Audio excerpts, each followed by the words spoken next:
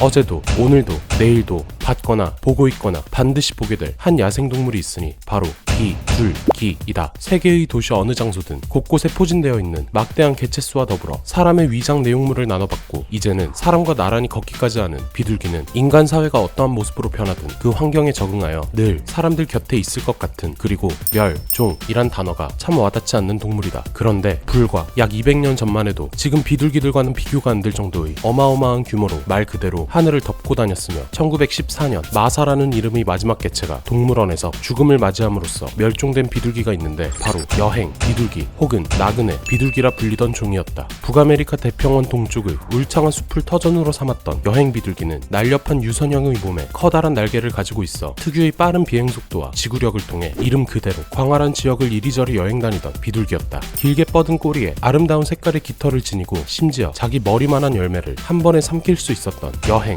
비둘기의 무엇보다 큰 특징은 개체수가 어마어마했다는 것이다. 그 숫자는 한때 50억 마리에 달했을 것이라는 추정치가 있으며 당시 북아메리카 대륙 조류의 40%가 여행 비둘기였을 정도로 이 비둘기는 과거 지구상에서 가장 번성했던 새 중 하나였다. 이렇게 풍부했던 새였던 만큼 여행 비둘기는 인디언, 즉 북아메리카 원주민들의 훌륭한 식량으로 쓰였으며 한 인디언 부족은 여행 비둘기를 커다란 빵이라 부르기도 했다. 이 비둘기에 대한 원주민들의 다양한 썰들이 전해져 오고 있는데 한 전설에 의하면 어느 겨울 신이 노하여 모든 물을 얼려버리는 바람에 사람들은 물을 마실 수 없고 또한 얼음에 갇힌 물고기를 꺼내 먹지도 못하는 상황에 처하게 되었다. 사람들이 굶어 죽기 직전 갑자기 비둘기들이 구름처럼 몰려오더니 마을 위를 지나가며 물고 있던 열매들을 떨어뜨렸고 비둘기들이 만들어낸 열매의 길을 따라가니 먹을 것이 풍부한 숲이 등장하여 사람들은 목숨을 구할 수 있었다고 한다. 이보다 흥미로운 전설은 여행 비둘기들이 아메리카 인디언들의 주요한 식량원으로 자리 잡게 된 이야기이다. 세네카 부족의 전설에 따르면 과거 어느 날 모든 비둘기의 우두머리인 흰 비둘기가 찾아와 자신들의 메시지를 전했다고 한다. 메시지 내용은 모든 새들이 모여 회의를 열었는데 우리 여행 비둘기들이 인류에게 먹을 것을 제공할 숭고한 임무를 맡게 되었다 라는 것이었다. 이리저리 흩어져 사는 다른 새들과 달리 커다란 공동체를 이루어 둥지를 트는 습성 덕에 사람들에게 충분한 양의 고기를 제공할 수 있는 것이 여행 비둘기였고 창조자로부터 그 역할을 부여받았다는 것이었다. 다만 사람들이 반드시 지켜야 할 룰이 있었는데 바로 성체는 건드리지 말고 적절한 시기에 적절한 방법을 통하여 새끼 비둘기만을 데려가라는 것이었다. 이런 전설을 바탕으로 많은 인디언 부족들은 여행 비둘기를 사냥할 때 성체를 죽이는 것을 금기시하였고 재미있는 것은 실제로 여행 비둘기들은 새끼가 태어나면 2주 동안은 잘 키우며 무럭무럭 살을 찌우다가 새끼가 날갯짓을 하기 2-3일 전 느닷없이 둥지를 떠나며 새끼를 버리는 습성이 있다고 한다. 비둘기를 사냥하기 전 인디언들은 그들 둥지 앞에 장신구들을 바치고 담뱃잎을 태우며 비둘기들에 대한 존중을 표하였고 잡아온 비둘기 새끼들로는 스튜를 끓이거나 소금에 절여 보관하였으며 또한 사냥당하지 않고 살아남은 성체 비둘기들은 다시 새끼를 키워냄으로써 사람과 여행 비둘기 간 자연의 질서가 오랫동안 유지되고 있었다. 1534년 프랑스 탐험가 자크 카르티에의 최초 기록을 시작으로 초기 유럽 정착민들에 의해 북아메리카의 여행 비둘기에 대한 다양한 이야기들이 기록되고 전해지게 되었다. 그리고 여행 비둘기에 대한 많은 기록들이 공통된 내용은 새가 진짜 너무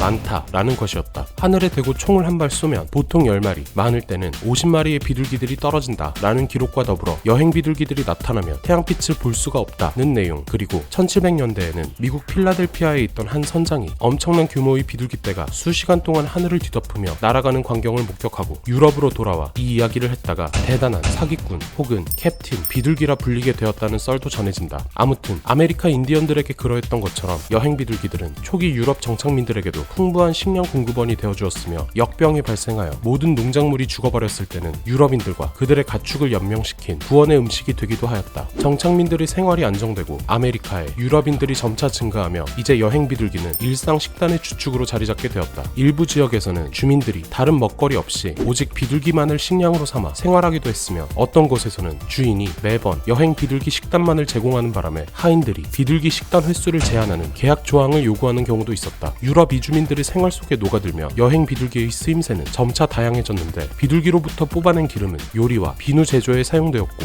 피와 모래주머니, 배설물 등은 병을 치료하는 약으로 쓰였으며 특히 여행 비둘기의 깃털로 속을 채운 베개와 매트리스는 엄청난 인기를 끌었는데 왠지는 모르겠지만 백인들은 이 깃털로 채운 침구류를 쓰며 영생을 얻게 된다 믿었다고 한다. 이렇게 유용한 비둘기를 잡기 위한 여러 방법들이 고안되었는데 뭐니뭐니 해도 가장 돈을 안 들이고 많은 숫자를 효과적으로 잡을 수 있는 것은 바로 그물이었다. 문제는 하늘 위에서 날고 있는 비둘기들을 그물이 있는 곳까지 유인해야 하는데 이때 효과적인 미끼가 되었던 것은 바로 여행 비둘기 그 자체였다. 어떤 식이냐면 땅에서 대략 1m 정도 높이가 되는 작은 시소 같은 장치를 만들어 놓고 그 시소의 한쪽 끝에 양쪽 눈꺼풀을 바늘로 꿰매 여행 비둘기를 고정시켜둔다. 사냥꾼은 줄을 잡고 어딘가에 숨어 있다가 하늘에 비둘기 떼가 등장하면 줄을 이용해 시소를 흔들어 버린다. 이렇게 되면 시소에 고정된 비둘기가 위아래로 퍼덕이게 되는데 그 모습이 마치 먹이를 찾아 땅 아래로 하강하는 모습처럼 보여 이에 현혹된 비둘기들이 모두 땅으로 내려오게 되는 방식이었다. 참고로 눈꺼풀을 꿰맨 이유는 미끼로 사용되는 비둘기가 상궁의 비둘기 떼를 발견하고 동족들에게 위험을 알리는 신호를 보내지 못하도록 하기 위함이었다. 이 외에도 연기를 피워 기절시키거나 둥지 아래에 불을 지르는 등 여러 방법들이 사용되었고 시장에서는 미처 다 팔리지 못한 비둘기들이 썩어갔으며 여행 비둘기는 개나 돼지의 사료 혹은 땅의 거름으로 사용될 정도였다. 이렇게 엄청나게 잡아대도 비둘기들은 최소한 사람의 관점에서는 줄어드는 기미가 보이지 않았고 여행 비둘기들은 생포되어 사격 스포츠의 표적물로 사용되기까지 했다. 이후 전신기와 같은 통신 기술이 발달하고 철도가 깔리기 시작하며 여행 비둘기들의 집결 포인트는 순식간에 공유되어 온 지역의 사람들이 몰려들었고 유통망의 범위는 국가적인 차원으로 넓혀지게 되었다. 여행 비둘기의 개체수 감소는 1850년대에 들어서야 비로소 언급되기 시작하지만 당시에도 사람들이 주목할 만한 변화는 없었다고 한다. 그러나 10년 후 뭔가가 일어나고 있다는 조짐이 분명해졌고 1870년대가 되자 그 수는 급속도로 줄어들었는데 이에 대한 많은 학자와 사람들의 반응은 비둘기들이 먼 사막 지역으로 건너갔다. 태평양을 건너다 폭풍에 휘말려 바다에 빠졌다. 혹은 진정한 미국의 자유정신을 바탕으로 비둘기들이 서부 지역으로 날아갔다 등과 같았다. 1890년대가 되면 이제 몇 남지 않은 비둘기들이 이곳저곳에 흩어져 살고 있을 뿐이었으며 1910년 미국 신시내티 동물원의 마지막 한 쌍이었던 조지란 이름의 수컷이 죽고 4년 뒤엔 마사란 이름의 암컷이 죽음으로써 여행 비둘기는 멸종되었다.